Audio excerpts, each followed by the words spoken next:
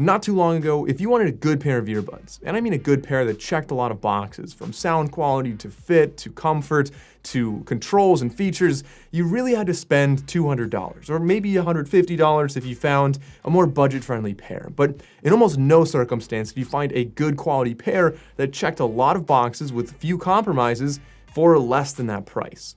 And that is until now. Finally, in 2021, we're seeing some really incredible earbuds break down below the $80 price point. And so today, we're talking about the brand new Jabra Elite 3, which is a pair that does just that. They check a lot of boxes with some big specs, some great features, and in many ways, they're kind of the flagship killer of earbuds.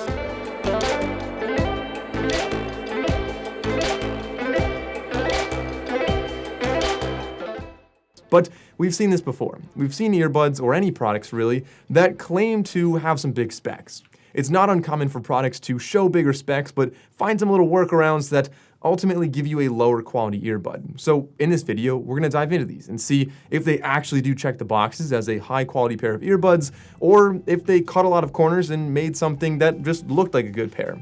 Spoiler alert, it's not that. They actually do check a lot of boxes. So with that being said, this is a very exciting pair of earbuds. Let's start off with a physical design tour. And I just want to obviously start off with the case. Why not? The case is something I've always liked from Jabra earbuds. And here they're following the same overall geometry of the 75Ts, the 85Ts.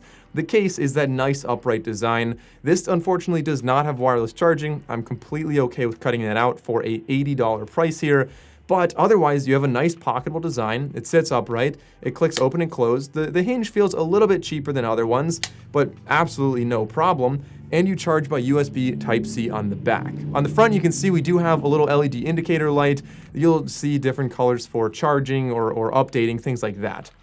The earbuds themselves have a slightly different design. They look a little bit more triangular, as you can see, compared to something like the 75Ts, but they do more resemble the 75Ts, in my opinion, as opposed to the 85Ts. That is, they're a little bit more compact and they seem to go deeper in the ear canal. And I think that's a big positive, especially for fit, for security, and for comfort. So when I'm going for runs or working out with these, I found that these are among the most comfortable on the market right now, or at least the most secure when I'm working out. I really never find myself adjusting them or pushing them deeper in my ear.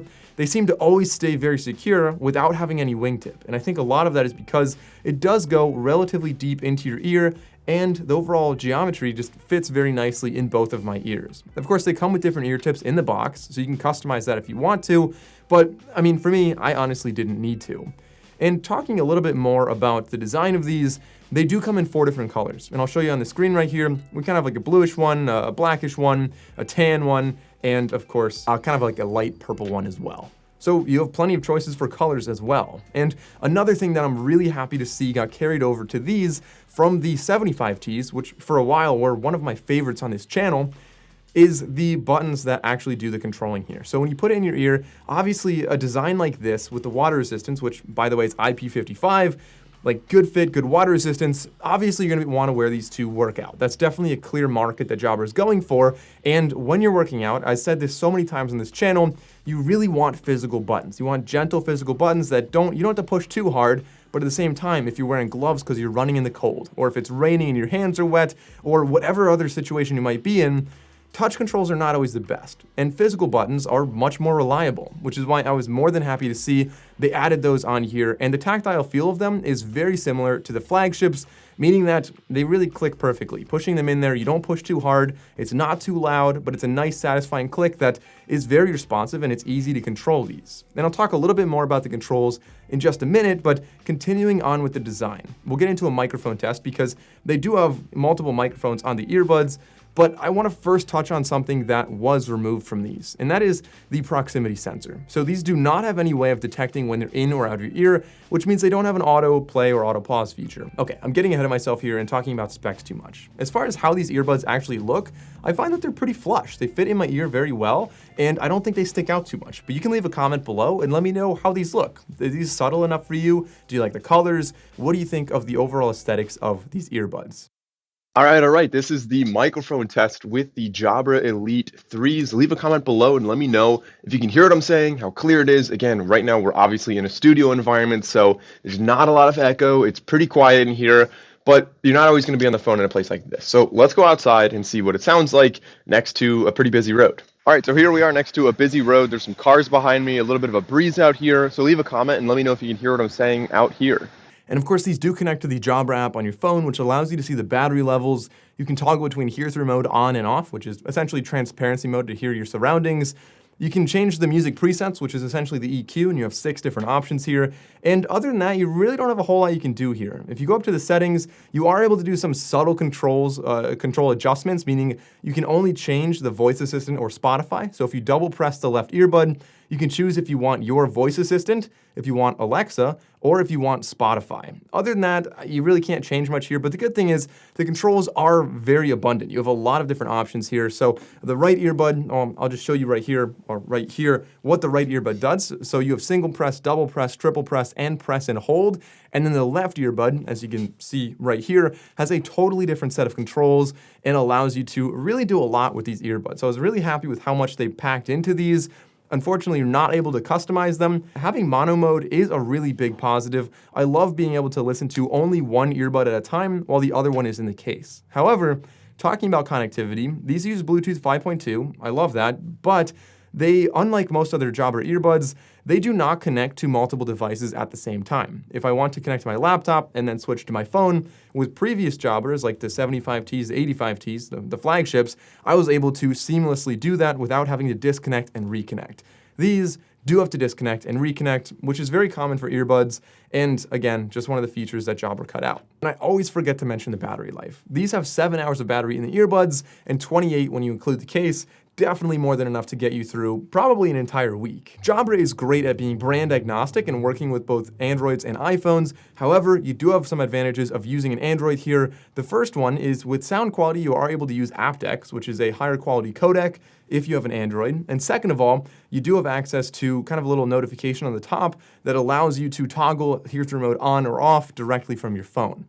All right, now the big thing that you've probably been waiting to hear about, the sound quality. In a lot of situations with cheaper earbuds, this is one of the first things to go. Sound quality almost always drops off with price, but with these, although they're not sounding like a $400 pair of earbuds, we didn't expect them to. I would say that they do, however, sound like a $150 pair of earbuds. They definitely have a lot of decent qualities in their sound profile. So these have aptX, which is a slightly higher quality codec, which is a great start. And when you look at the sound profile, these have a subtle lift in the bass, but overall a relatively accurate profile. I use the Energize preset on the phone, so they have a little bit more of a bass boost. They sound a little bit more fun, but ultimately, I think that these, while they are a little more bass heavy, are nowhere near as bass heavy as the Jabra 75Ts from 2 years ago, which is both good and bad. Some people love the 75Ts for being absolute bass monsters.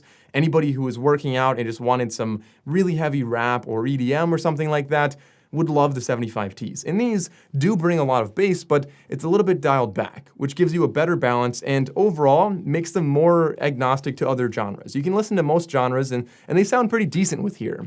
But there is one asterisk. There's one little thing that there's a big but here that I want to talk about. And this is, there is a hissing sound. When you put these in your ear, when you hit play, at lower volumes, you will notice this. Of course, once you turn it up, you don't hear the hissing sound, but there seems to be a hissing. Perhaps this is a defective model right here, and just maybe other ones don't have this, but I have a feeling that others have this as well. It's a really subtle thing, and you might not notice it, or you can easily ignore it, but for people that get bothered by hissing, these might be a little bit irritating. On top of that, while the bass is a little bit more prominent, I find that it is a tad dull, which is to say that it's not especially analytical, there's not a ton of instrument separation, but for $70, we definitely wouldn't expect that. I think the summary, for $70, you're getting a pretty fantastic sound out of these, with the exception of that hissing, which you really only hear when you first start the music or if you listen to it at lower volume. So overall, the conclusion for the Jabra Elite 3. Of course, there are no free lunches. There are some compromises Jabra had to make from, for example,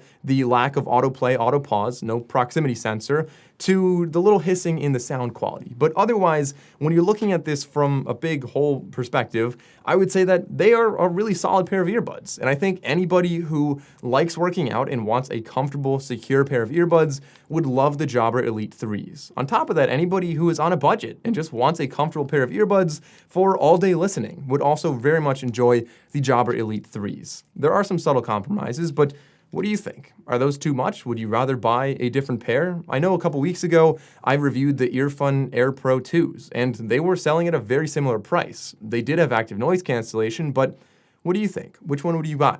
Of course, I will be making a full video comparing the best earbuds under $100. If you want to see that, definitely do click that subscribe button below. But that's been it. That's my take on the Jabra Elite 3s. If you enjoyed this video, consider liking and subscribing.